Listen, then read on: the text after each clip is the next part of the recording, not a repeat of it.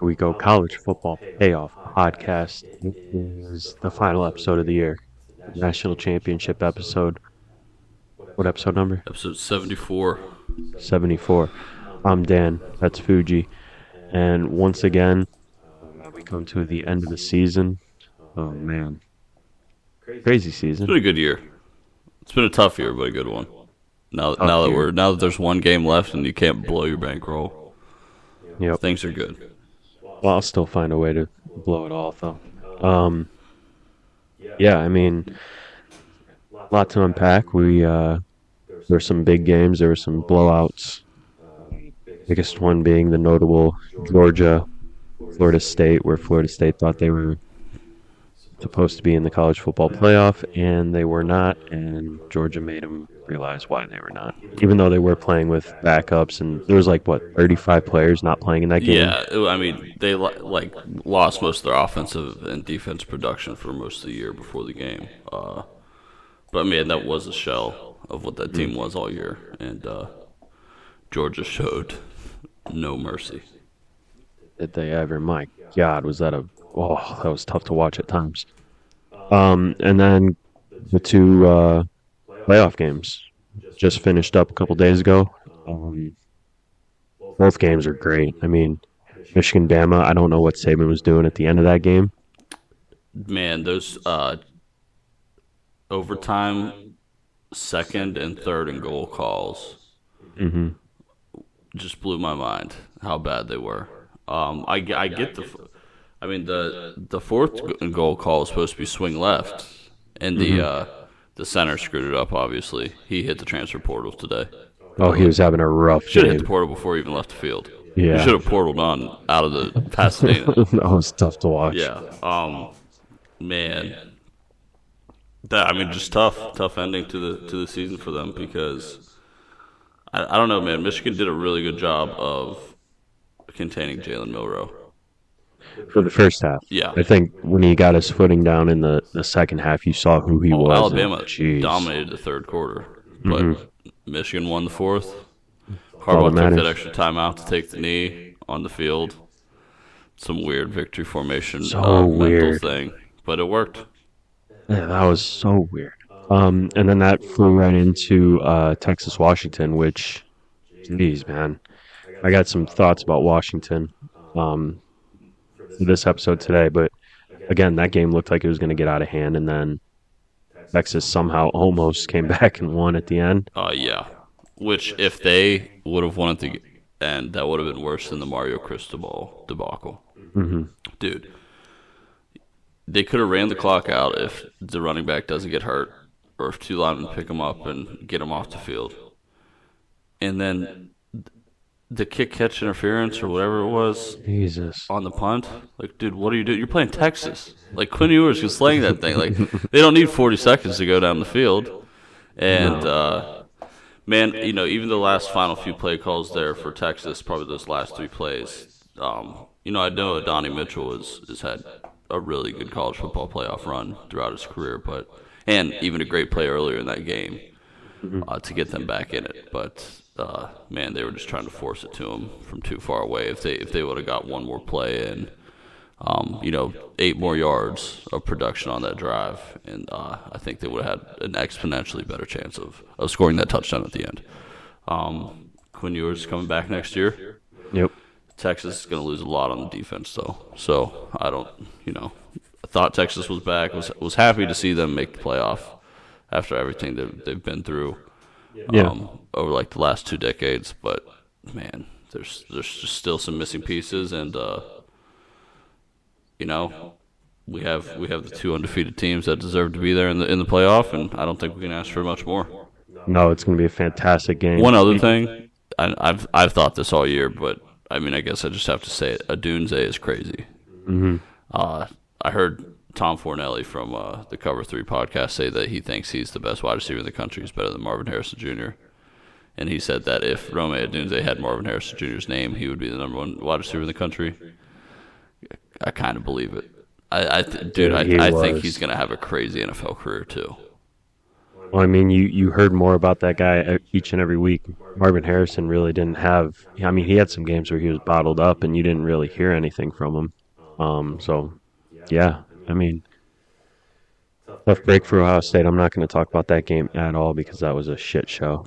But yeah. All right. So before we dive into the national championship game, just a quick overview of the entire season. So before bowl season, I finished with a 21-19 record. Kind of slid there at the end. My bowl locks though, went 7-4. That's pretty good. And then with all the leans, I went 18-13 in those. So that's what 25-17 on bowl season. Okay. So it was a pretty decent bowl season. No, it's for me. nice, man. If you can come out of bowl season positive, that's a good sign. I mean, you really got to pick and choose your spots, but man, that was a good bowl season from you. Mm-hmm. I know we finished the season. You finished the season positive. What's your overall record now? 21-19. Well, that was before bowl season, so overall is 28-23. Okay, good. Because I need a couple wins from you for us to have a positive pod this year. Finished the season 21-24-3. It's okay. Had a tough year. Three pushes is wild. Especially since before the season I only had one in the previous 3 years of the pod. Went 8-7 in bowl season. Wins were Texas Tech, USF. Both of those never a doubt. Minnesota pulled it out. Texas State, Kansas all did their thing. WVU, never a doubt. Thank you, Mountaineers. Ole Miss, never a doubt. And Washington. Thank you very much. So that puts me at 29-31-3 on the year. I'm only gonna have one pick, so we're gonna end this year on a downswing. But overall record over the last 4 years before this pick, 150, 119, and 4 for a 55.76 record. That's something to be proud of, and we'll build on to next year. Absolutely. All right. Let's get right into the game then. Washington against Michigan. What is this, next Monday? So what is that, the 8th? Yeah, January 8th. Kickoff at 7:30 p.m. All right, we got Michigan favored by 4.5. 4.5. Over/under 55.5. 55.5. And then, of course, there's a bunch of props, which I'll be playing. A lot of prop bets. Have you been able to find any yet? Mine, it's been real shaky for me. Just a few. Let me see where I was. I don't have like a some full of these. prop sheet to go through, but if you want to interact with us on Twitter or X.com, I will definitely be tweeting out a national championship, 2024 national championship prop list and full pick list for the game prior to kickoff. Yeah, I couldn't find like a set prop list or anything, but I was going through, just the normal passing touchdowns, receiving yards, things like that. Yeah. So to start, let's go off with our pick. What's your pick for this game? I don't have one yet. Okay, I think I kind of want to talk about it a little more. This is the same thing that happened last year. What was last year? Georgia, TCU. Oh, it actually. Georgia beat the brakes off TCU. I know, but I hesitate. What was the year before that? Georgia, Alabama? I think so, yeah. Okay, so for the Georgia-Alabama pod, national championship episode, if you want to go back and listen, I made my pick in the middle of the show because I was very, just back and forth, talked through it, came with my pick, won that bet. Same approach we're going to have today. So, all right, what do you got to say? Well, watching both teams, both the playoff games, I'll talk about Washington first because I'm really, really high on Washington. I like Michael Penix Jr., just the way he was throwing the ball. And I watched the McAfee feed where you had Colt McCoy on the sideline. And he's a Texas guy, but he's talking about Penix being able to drop the ball wherever he wants. Yeah. And, I mean, there was a few passes there where he threw that ball, 60 yards in the air, dropped it right in the bucket. His arm is going to be a huge factor in this game. If Michigan can't get to him. And that's the one thing that I'm kind of nervous about is Michigan's defense is very, very good at getting to the quarterback. You saw they made Jalen Milrose, they made his life hell in that game. They were always in the backfield. Michigan's defense was just flying all over the place. Their offense, I'm still not too high in the passing offense, passing attack. Their running game is what really propelled them in that game, I thought. Um, and then when it comes down to coaching, I mean, I hate to do it, but Harbaugh, like you said, he does have some kind of mental warfare going where he's calling weird I timeouts, hate to take do it knees and to all him, that. but It's crazy, man. So he really is. Dude, he's something. hmm Whether you like him or hate him, he's undeniably a football guy. yeah. Those are my only words. So it might. I mean, I can see this being just back and forth shootout, or if both defenses show up.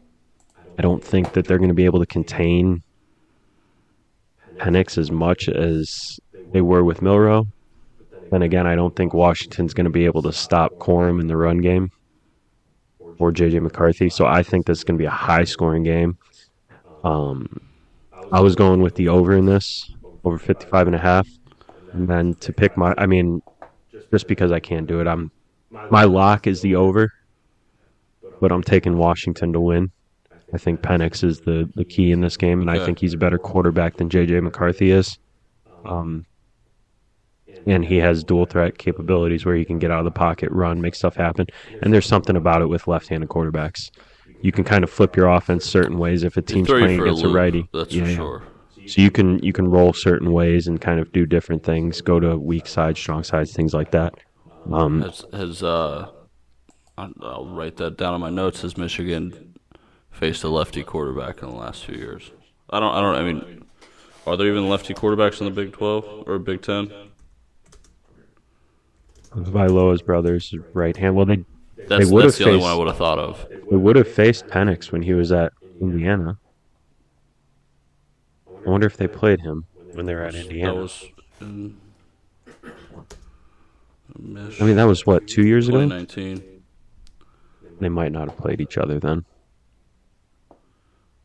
They should. November 23rd, 2019, Michigan 39, Indiana 14. Okay, so Penix played in that DeBoer game. was the offense coordinator there that game too. So at halftime, here's a little note, and this is kind of how I imagine the game to go. Before I read this, I kind of imagine this game going Washington and Michigan keeping up with each other for the first half. And then, man, I'm kind of thinking that Michigan just is a little too much to wear on them. I just don't know about the 4.5. Like, the 4.5 is a lot. I do think Michigan could easily win by a touchdown, but you really don't. I mean, you really don't want this game to come down to the kicker. No. Their game in 2019, Michigan versus Indiana, at Indiana, 21 to 14 at half. Okay. Michigan. And then Michigan came out and scored 18 points in the third and then ran out the clock in the fourth, no points. So it ended 39-14. What was Penix's line, do you know? Let's Because you also have to take into effect he doesn't have the weapons. He didn't have the weapons at Indiana that he does at Washington. He didn't play. Penix was hurt. Well, there you go. There you go. We just wasted a couple minutes. But That's all right. It was worth now a we're shot. back. Yeah. Here, look, this is how we're thinking about the game. We're going through the calls. One thing about last week, man, watching Texas and Washington play, Penix was almost too perfect. Like dude, and I'm almost thinking that the public sees him play that perfect. Dude, he was throwing video game throws out there. Yeah. Like how I play NCAA 14 and just wait for somebody, just see somebody one-on-one and just chuck it up there. Dude, almost every time he did that, Odunze caught it, McMillan caught it, Polk caught it. Like, the one thing, here's the main battles for this game, is Washington's offensive line, who is one of the best offensive lines in the country. I think that might be discounted a little bit too much. Versus Michigan's defensive line, who I'm pretty sure is the best defensive line in the country. They have the guys that you thought Georgia has.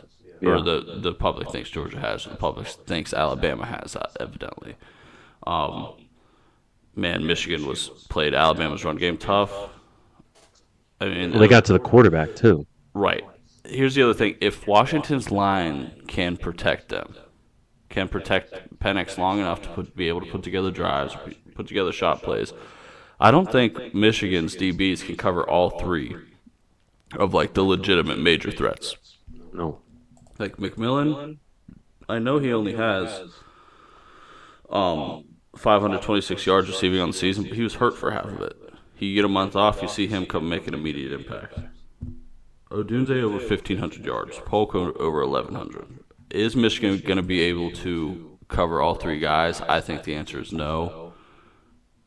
Will the Washington offensive line be able to hold off the defensive line enough every series for like Penix to actually be able to put together a series or be able to put points up on the board? Because, if you hit a shot play and don't score, I think Michigan could just get to you the next play, strip sack, turnover. Now Michigan has the ball. I figure they're just going to run the ball down and Washington's throw the whole game. I think it's going to be a 1-2 punch with Corum, 1-2 punch in Edwards. Edwards has been so silent this season and last game, 4 carries for 11 yards. I think he might be a dark horse to go off here. One thing I know is I don't necessarily believe in J.J. McCarthy. Still. No, I think don't. It's fucking crazy that Harbaugh said he was the best coach or best quarterback of all time at Michigan. He has the best record. He has one of the best records of all time in college football. McCarthy does. But go back through his stats through the years. How many times has he actually thrown for over 300 yards in a game? Or when's the last time that Michigan actually won a game because J.J. McCarthy was the one that won it for him? Think about it. They had a game this year where they didn't throw the entire second half of the game. That's not what the best quarterback in the program does. Which game was that? Why'd you got to do that? No, I know what game it was. I just didn't want to. Was it Iowa? No. It was Penn State, wasn't it? It wasn't Ohio State. Yeah. Was it Ohio State? No, it was Penn State. Okay, I was just trolling you there a little bit. I was like, it wasn't Ohio State. Don't do that to me. Let's see here. Yards. Let's see all recent games for J.J. McCarthy. He threw for 221 against Bama. Whatever. But, dude, that's still not the reason they won. The stat... Blake Corum, I'm pretty sure, is the reason they won that game. Yeah. And the defense. Mm-hmm. I'm still waiting on this to load. Yards. 300-yard game this year by J.J. McCarthy versus Purdue. Against Purdue, yeah. Yeah. I hope they hype him up a lot this week coming up because I will take that prop on the under passing yards. Oh, I'm taking it. Yeah, especially if they get up in the game. And here's the way Michigan gets up in a game. They actually do find a way to make Washington go 3 and out and then run the clock out. If they can make a couple stops on offense or on defense and then just run the ball, this game could end like a 21-10 game. So that's why I'm worried about the over a little bit. So the one, I'm just on Typical. I can't go through every single book right now just because it's props. But shout out Typical, sponsor us. Yep. J.J. McCarthy passing yards is set at 190.5. Damn. They know. They know, yeah. Meanwhile, Penix is 297.5. So, and I even listened to, you hear this take how do you feel the game going? I either feel Washington winning by a little, Michigan winning by a little, or Michigan winning by a lot. And I don't think it's going to be big margin of victory. A lot, 10 to 17 points. I don't think that. I think it's under 10, yeah.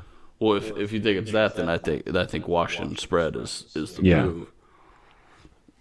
Man, I just feel a lot safer with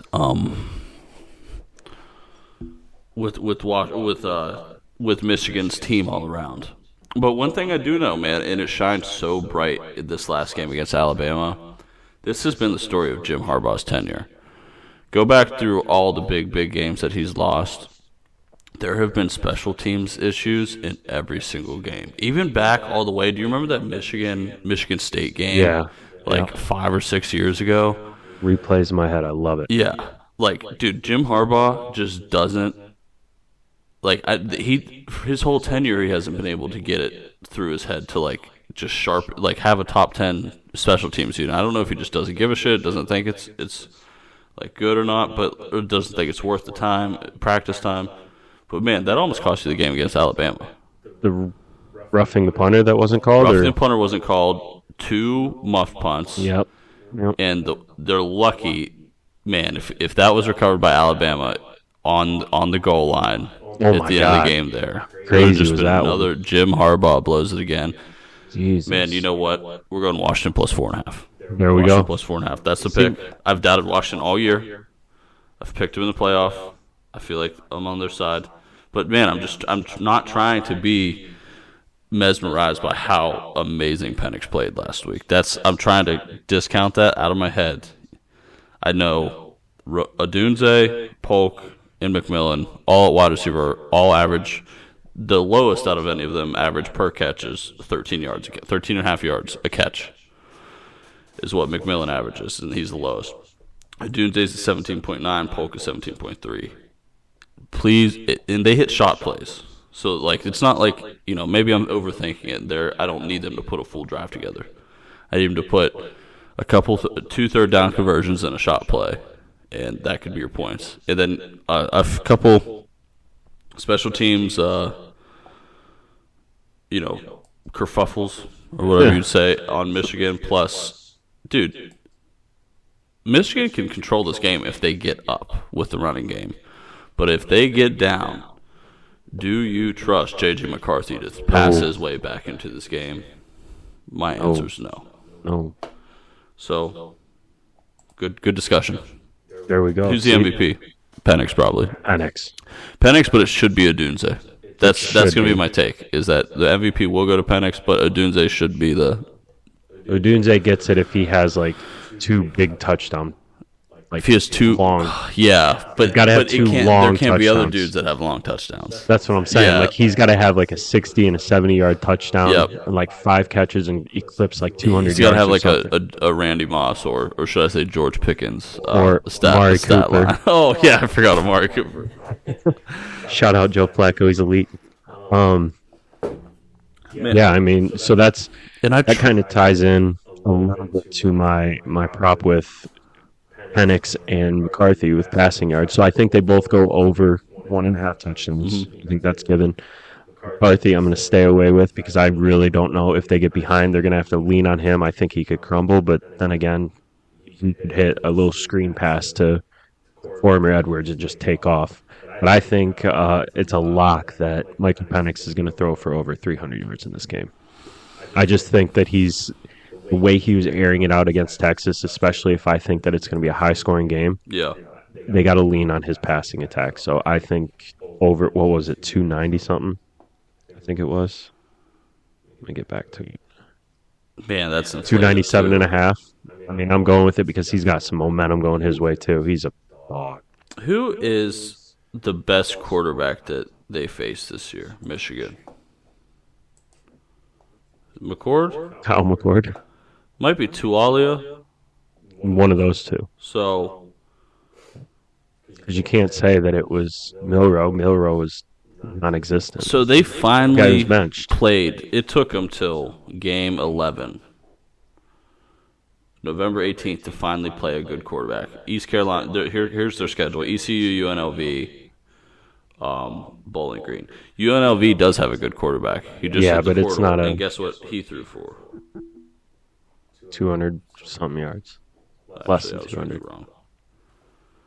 But UNLV is not they're not a Washington. They're not a Bama. They're not. I mean, it's UNLV. Right. No, UNLV threw. So okay, just so he threw for. I'm trying to get to load here. It's just not. But they played a good quarterback at UNLV. Got surprised a little bit. But dude, it took them to like week 11 to play an actual real quarterback. Who's Michigan State's quarterback this year? Couldn't tell you. Right, Minnesota's, Purdue's, like Drew Alar, who can't throw for over He's 200. terrible. Yeah, Kyle McCord, who He's not that good either. But that was the first true quarterback they played against. So Talia got up there, threw for 247, only lost by a touchdown. This game was, oh my gosh, this computer. This game was 29-24 going into the fourth quarter. Talia threw 2 picks, so there's your difference in the game. You know, they won the turnover ratio 3-1. So now that we have like a real talented quarterback, and actually like guys that aren't on Maryland's skill player like roster, I'm feeling better about Washington. Good. We need that line to step up though, because this Michigan D line is what's going to be what wins them the game. It's not Right. JJ McCarthy. It's not the Michigan offense. It's Michigan D line. They play well. Michigan can win the national championship. They could. You're right. It's going to be a great game. I think this is going to be one of the most anticipated ones in some time, especially coming off of last year's just absolute shit show of a national championship game. Exactly. The thing that kind of has me a little bit nervous, though, is Michigan, because of their weak-ass schedule, has not had to really show anything too crazy. Like, you do see, like, they came out in some different formations against Alabama, and Alabama in that first quarter was looking around like, what the hell do we do? Who do we cover? So Right. that's a one thing that worries me a little bit. Have they been saving the good shit for now? They grinded a win out against Michigan. They showed, they did what they had to do against Ohio State, showed what they needed to, and then kind of surprised a lot of people against Alabama. So, do they have any other tricks up their sleeve? That's a little interesting to me. I'm not that worried about, none of these skill players on Michigan really knock my socks off. But anyway, Loveland, Wilson, none of those guys catch my eye as wow, that guy's going to be a game changer, especially when you compare him to the wide receiver room at Washington. So you talk about having something up your sleeve. In that game against Bama, they were down. It was a close game. It went in overtime. I feel like you had to have, if you had some tricks up your sleeve at that point, you had to have shown them. Yeah. You can't really hold anything back in a semifinal game. So maybe they don't have anything. They missed 2 field goals, right? Mm-hmm. Or they at least missed 1 field goal. Screwed up an They extra pulled point. one hard. Yeah, it was a field goal and an extra point that they missed. And 2, special teams might. And then 2 muff punts. Special teams might be what screws the guys here. Man, I'm excited. I am too. My lock is the over 55.5. Okay. Fuji's is Washington plus 4.5. Plus 4.5. All right, and then just a few props. Again, I haven't found a real list. This is something I'll put in more thought in the weekend, but I think both quarterbacks throw for over 1.5 touchdowns. I think Penix goes over his total. And then the team total overs right now, Michigan's at 30.5. Washington's at 25.5. I'll take Washington. Over team total? Yeah, absolutely. What's Michigan's? Michigan's at 30.5. I don't know. I don't like that. I don't like that at all, but I like Washington's big time. Big time, I like that. And then as far as rushing goes, Corum's at 105.5 yards. Donovan Edwards is at 25.5. Dude, I'm definitely taking Donovan Edwards probably over. Yeah. Dude, I think he could get that on one run. Exactly. You just break He's one. good, man. I don't know what. I don't think his deal Washington's is. defense is really. They might have a little trick up to Donovan Edwards' sleeve. Maybe Well, it's if you game plan just for Blake Corum, you put Donovan Edwards in there. It's a little outside run and just breaks it. He's good. He's probably the fastest guy on that offense. And then last one real quick, the 3 receivers for Washington. Odunze has 94.5, McMillan 64.5, Polk 53.5. Over on all? Yeah. Yeah. Parlay him? Yeah, I'm going to do that. That sounds like fun. Yeah. Dude, he has a bunch of other targets, but I can't believe Odunze isn't over 100. Yeah, that seems like an absolute His lock would be to like me. 100.5 was what I would Should think. Yeah. So, yeah. All right, I'm going to be, it's There it is. just Wednesday. We got 5 days till kickoff from right about the time we're recording this right now. Mm-hmm. I'll be all over those prop boards on all accounts, looking for everything I can get. So. Yeah, as the props come out, I know we'll be texting back and forth trying to figure out what we're going to play. So, all right, there it is. That's the end of the season. Damn. It flew by. I can't believe it. Good year. Good year. Hopefully it turns out to be a great year. National championship in our bets, but that's all I have for this year. Do you have anything else? No. It's been a fun ride. Yeah. I've got knocked down 7 times this year. I'm going to get up 8.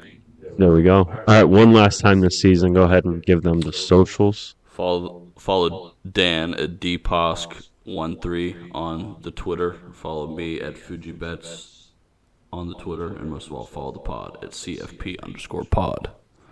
And you can listen to us wherever you get podcasts. It's Spotify, iTunes, SoundCloud, anywhere a podcast is, we are there, and we're also on YouTube as well. Pandora. So Pandora, I forget about Amazon Pandora. Prime Music. Amazon. Literally anywhere. If there's a new spot, we're there. Like, comment, subscribe, share with your friends. Let us know what you think. Let us know your best prop play, because me personally, I want to put together a big parlay. So that's it. You got anything else? No, man. Let's do this. All right. Again, that's Fuji. We'll see you next season.